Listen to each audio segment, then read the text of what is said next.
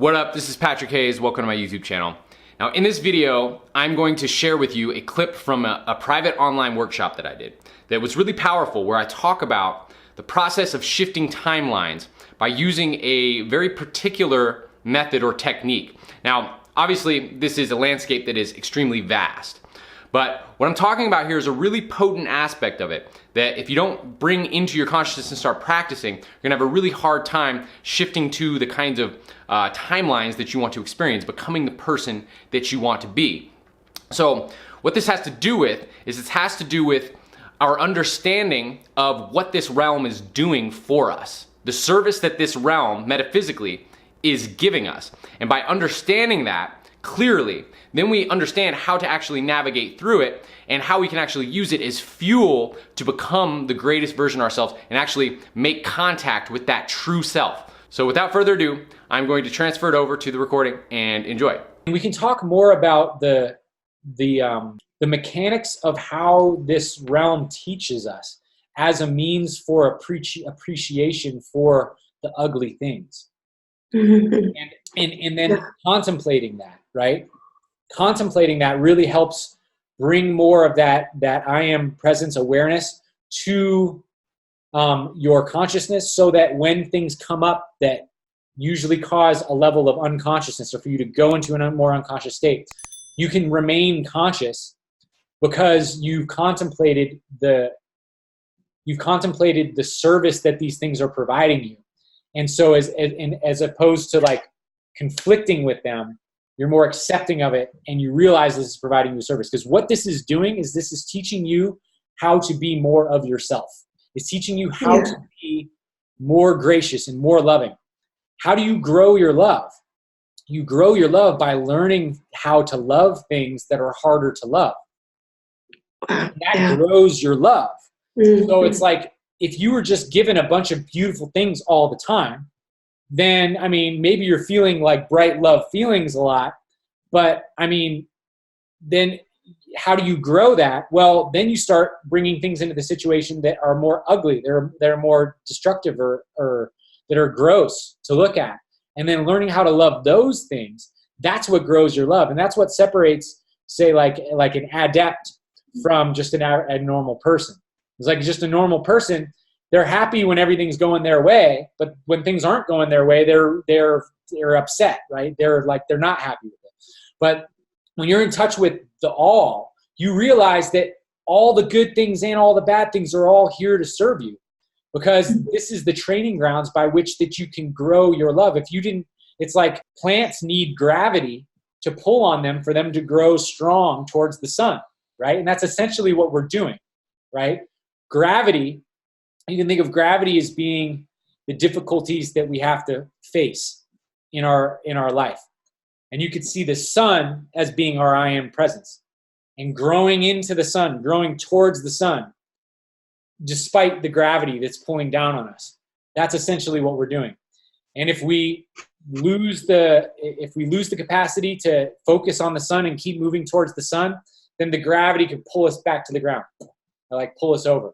And most people are like up, down, up, down, up, down. So they don't really make any progress consistently on the spiral upwards, because the only time that they can start spiraling up is when everything's working for them. And ironically, when you embrace this process and move with it, then the external reality starts really assisting with it, because you're honoring the lessons that are given to you. So when you have issues that show up in your life, it's like, this was a frustrating situation. And that frustrating situation, you can actually be grateful for it, because it's helping you grow your love, because it's helping you show you more of who you truly are. And without that, you wouldn't be able to know. Like, without contrast, you wouldn't know what you are. It's like, without, happy, there would be no sad. Without sad, there'd be no happy. It's like you need both sides to be able to have free will and choose, I'm going to be more in alignment with myself, right? So when those other things show up, it's like the universe saying, like, try this out, try that out, try this size. And if it doesn't fit, and if it doesn't feel good, and you spin into a negative spiral about it, rah, rah, then actually you're tuning your frequency to a negative spiral, and then the universe is saying, oh, so you're choosing to be in a negative vibration. Well, let me give you more things that are in alignment with that, because you're choosing that. You're saying that's what you are. You're saying I'm negative. So it's like, well, let me give you a negative reflection. But the test is when something negative comes to you and you say, I choose to be good and positive and feel beautiful emotions to like in the face of this. And that then the universe is saying like, okay, what are you choosing to be? Oh, you're choosing to be beautiful even in the face of something that's out of alignment. Well, let's move this out of the way and give you something that's more in alignment with what you choose, right? And it's like, it's the opportunity for you to believe more in your true self and to truly believe in your true self, which is that bliss, which is that unconditional love, which is that high vibe thing. For you to truly believe more in yourself, the process of that is being faced with other things that are a contrast of that, and choosing to choose your true self in the face of that contrast. That is the free will to be your true self. If there was nothing to contrast that, you wouldn't have free will, because it's like there's nothing to like maneuver against, right? You wouldn't have to rise up. Yeah. So that is very much the opportunity. And so seeing it like that and understanding that, and it's one thing to get it mentally, and it's a whole different thing to really like embody that and start practicing it. But understanding it first, right, is something that's worth contemplating deeply on a regular basis, and thinking about it, and thinking about your past, and thinking of, not in the sense of getting stuck in the past, but thinking about how those things that were difficult taught you so much, and how when you made it through to the other side, you were a better person because you learned more about yourself.